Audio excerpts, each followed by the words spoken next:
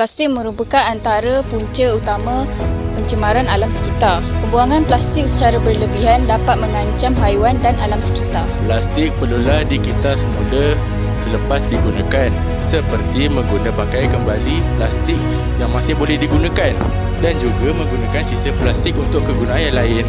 Oleh itu, marilah kita mengurangkan penggunaan plastik dengan menggunakan paper bag yang boleh digunakan kembali, paper cup, tumbler dan banyak lagi.